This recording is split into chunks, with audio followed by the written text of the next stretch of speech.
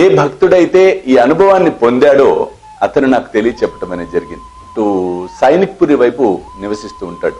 సాధారణమైనటువంటి చిరు ఉద్యోగం చేసుకుంటూ ఉన్నటువంటి వ్యక్తి ఆ సాయి భక్తుడు. కానీ అపరిమితమైనటువంటి సాయి భక్తి ఉన్నటువంటి వాడు. కానీ రోజులు ఎప్పుడు ఒకే విధంగా ఉండవు కదండి. బాస్కు ట్రాన్స్ఫర్ అయిపోయి వేరే అతను రావటం.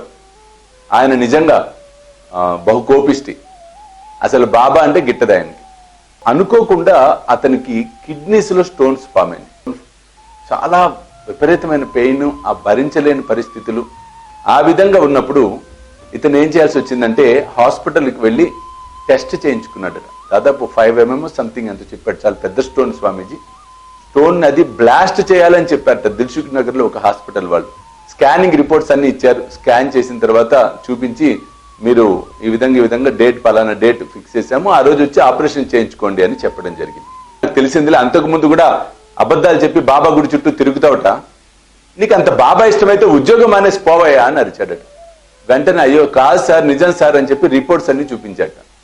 సరే, ఆ రిపోర్ట్స్ చూసి ఆపరేషన్ అయిపోయిన తర్వాత ఆ డాక్టర్స్ ఇచ్చే ఆ రిపోర్ట్స్ తోనే నువ్వు మరలరా, లేకపోతే నిన్ను ఉద్యోగం నుంచి తీసేస్తా, ఎందుకంటే నీ మీద నాకు నమ్మకం లేదని చెప్పాడట. ఇవన్నీ పట్టించుకునే స్టేజ్ లో లేడు. అతని బాధతో విలవిల్లాడిపోతూ ఉన్నాడు.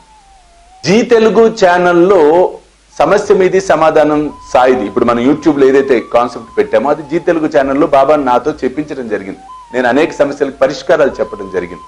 మీలో వీక్షిస్తున్న వాళ్ళు కూడా ఎంతో మంది, లక్షల మంది వీక్షించారు. జీ తెలుగు ఛానల్లో అతను ఓం ఆరోగ్య క్షేమదాయ నమః అనుకోండి, విభూతి నీళ్ళలో కలిపి రోజు ఆ తీర్థాన్ని తీసుకోండి, ఎటువంటి సమస్యలైనా అనారోగ్య సమస్యలు పోతాయి అని గబుక్కుని అన్నానంట. నాకు గుర్తులేదు.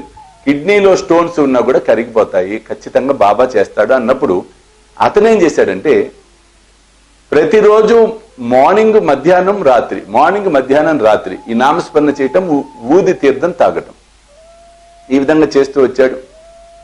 సరే, పెయిన్ అలాగే ఉంది, ఉపశమనం కొద్దిగా అనిపిస్తుంది, కానీ మనసులో మాత్రం ఆపరేషన్ ఫిక్స్ అయిపోయాడు. 3వ రోజు ఇంకా లీవ్ పెట్టి ఆఫీస్కి దిల్సుఖ్ నగర్కు వచ్చి హాస్పిటల్కి వెళ్ళాడు. హాస్పిటల్కి వెళ్ళినప్పుడు హాస్పిటల్లో ప్రథమంగా ఏం చేశారంటే స్కానింగ్ చేశారు. స్టోన్ పొజిషన్ ఎక్కడుంది, ఎలా ఉంది ఏంటనేది చూద్దామని. స్కానింగ్ అయిపోయింది, రిపోర్ట్ వచ్చింది. రిపోర్ట్ చూస్తే డాక్టర్స్కి అర్థం కాల. ఇతనితో చెప్పట్లేదు, కానీ ఆ స్కాన్ చేసిన అతనితో ఆ డాక్టర్ అరుస్తున్నట్ట, ఏమయ్యా ఎవరి రిపోర్ట్ ఇది? ఇతని రిపోర్ట్ తెమ్మంటే వేరే వాళ్ళ రిపోర్ట్ తెచ్చారేంటి అని. లేదు సార్, ఈయన రిపోర్ట్ మేము తీసుకొచ్చిందని. ఈయన రిపోర్ట్ ఎట్లా అవుతుంది? అయ్యా స్టోన్ ఏమి లేదని కనిపిస్తుంది ఇందులో అని అరిచట డాక్టర్. ఈ భక్తుడికి ఏం అర్థం కావట్లా.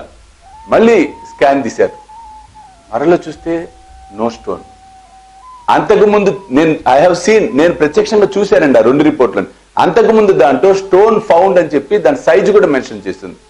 తర్వాత రిపోర్ట్లో స్టోన్ లేదని వచ్చింది. అప్పుడు అతనికి అర్థమైంది, ముమ్మాటికి బాబా యొక్క అనుగ్రహమే ఇది.